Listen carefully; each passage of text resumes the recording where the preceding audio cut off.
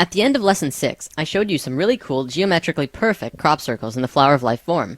Most people didn't like that, or care. So instead, I offer you this. This intense drawing was done by Leonardo da Vinci, proving that he actually studied the flower of life form. In fact, over 200 drawings of his were found, all studying different angles and proportions, complete with descriptions of each one. The editor of the book who published these lost drawings didn't really know what they were, so he just said this is how he came up with his gear inventions. Leonardo was able to invent such intricate inventions and designs because he studied divine proportion. Also, Leonardo was a master mason, and it's clear that he most likely got his original knowledge from them. Is the flower of life, among other things, the secret information that the Masons have been keeping secret for the last 1,000 years?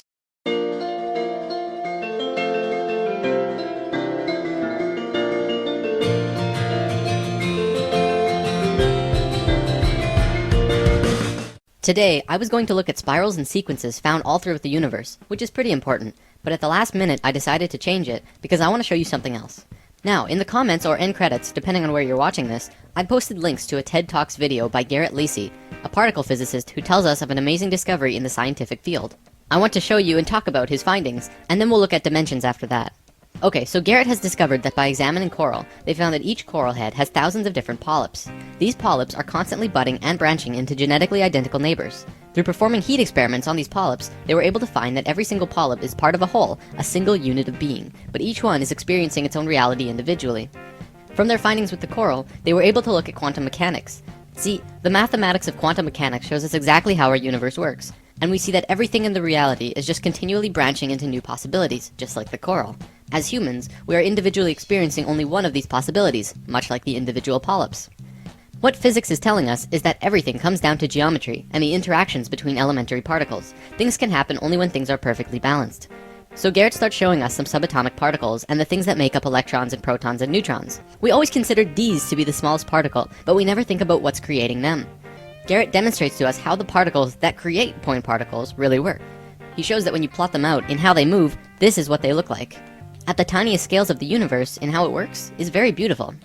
Now, look at this. This is one of the ways that these charges branch off from each other.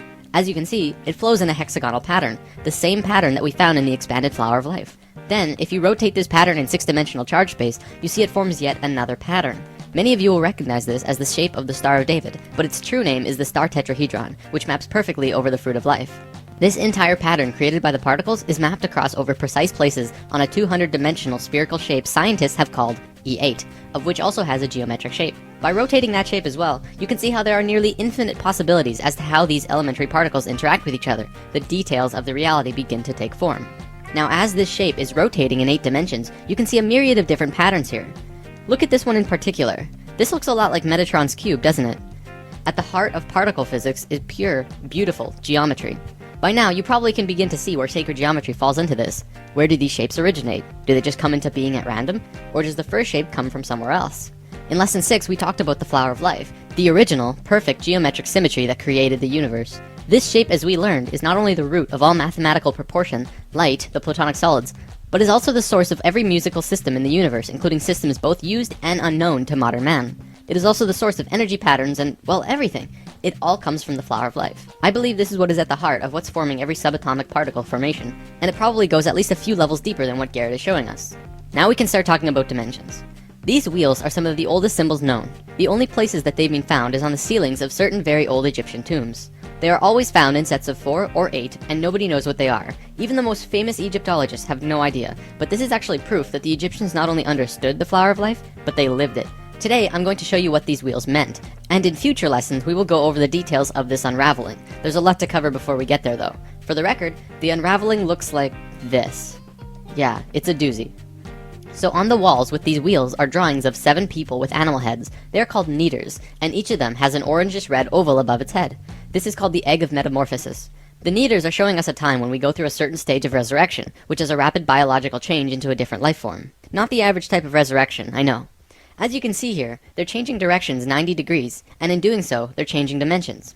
See, the dimensional levels are separated by 90 degrees. Musical notes are separated by 90 degrees. The chakras are also 90 degrees. It's a number that continually appears. Probably at this point we should get a common understanding of what dimensions are, like 3rd dimension, 4th dimension, 5th dimension. What are we talking about here? Most people think of dimension in terms of time and space, the x, y, and z axis, with time becoming the 4th dimension. This is not what we are talking about. What we're seeing as the various dimensional levels has more to do with music and harmonics than anything else. A piano has 8 white keys from C to C, which is the familiar octave, and in between there are 5 black keys. Together this creates what is called the chromatic scale, which is 13 notes, well actually 12, with the 13th being the first in the next octave. So from one C to the next is really 13 steps, not 8. This also correlates with the 7, 8, and 13 chakra system I mentioned in lesson 2. Keeping that in mind, I want to show you a sine wave. Sine waves correspond with light and the electromagnetic spectrum and the vibration of sound. We're all very familiar with this. In this entire reality we're in, every single thing is based on sine waves. There are no exceptions to this except for maybe spirit and void. Quantum physics and quantum mechanics looks at everything in the reality of one of two ways. You can look at anything, like the computer you're watching this video on, to be made up of tiny particles like atoms. Or you can forget about that idea completely and look at it as a vibration, a waveform, such as electromagnetic fields or even sound. If you look at it as atoms, the laws can be seen to fit that model. But if you look at it as waveforms, the laws can be seen to fit that model. Both of these systems come out of the flower of life, one being the one we just looked at, fruit of life to Metatron's cube and beyond, and the other being this beautiful mess of a picture. Just looking at it hurts my head. Everything in this world is a waveform, or can be seen as sound. All things, your bodies, planets, absolutely everything, are a waveform. If you choose this particular way of looking at reality, and then superimpose that view over the reality of the harmonics of music, we can begin to talk about dimensions. The dimensional levels are nothing but different base rate wavelengths. The only difference between this dimension and any other is the length of its basic waveform.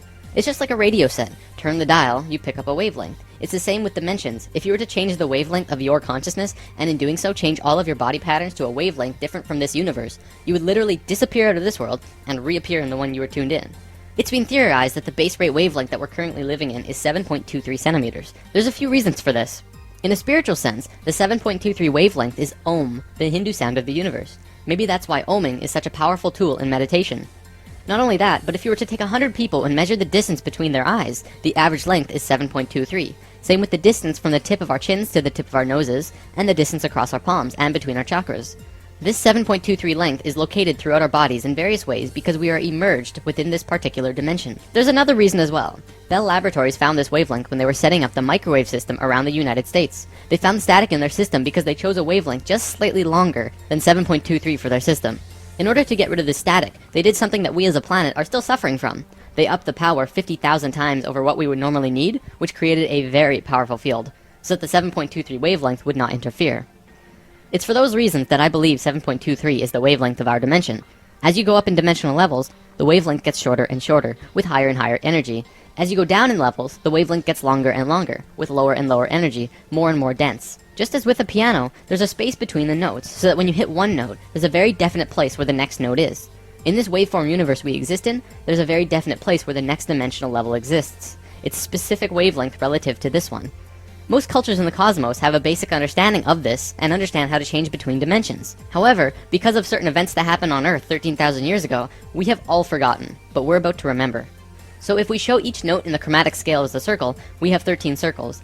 Each circle represents a white or black key, and the shaded circle at the end would be the 13th note, that begins the next octave. This circle here represents the third dimension. This is where we are, and this circle next to it would be the fourth. In lesson 3 we talked about channeling, and this is typically where channeled beings are. This is also where you explore when you are astral projecting or lucid dreaming. You'll notice now that the musical system goes upwards and downwards forever, octaves over octaves over octaves. Theoretically, this is how the universe goes too, an infinite spectrum of universes in both directions going upwards and downwards forever. I mean, come on, we thought our universe was big, but everything in our universe, as far as we can see, well, that's just this one dimension. You may have heard people talk about 144 dimensions and how 144 relates to other spiritual subjects. This is because there are 12 notes in an octave and 12 overtones between each note. 12 times 12 equals 144 dimensional levels. To be specific, there are 12 major dimensions and 132 minor dimensions within each octave, though in truth this progression probably goes on forever. The diagram we've been looking at represents one octave. The 13th note repeats, and then there's another octave after that. Looks like I'm about done for the day. I want to show you this. I was watching Ancient Aliens not long ago, and one of the natives who has communication with beings in higher dimensions told the man who was interviewing him that they have always been here, even right here where we're sitting right now, but you just don't see them. They're in a different frequency. And no one really got what he meant. So that's kind of a fresh perspective on that.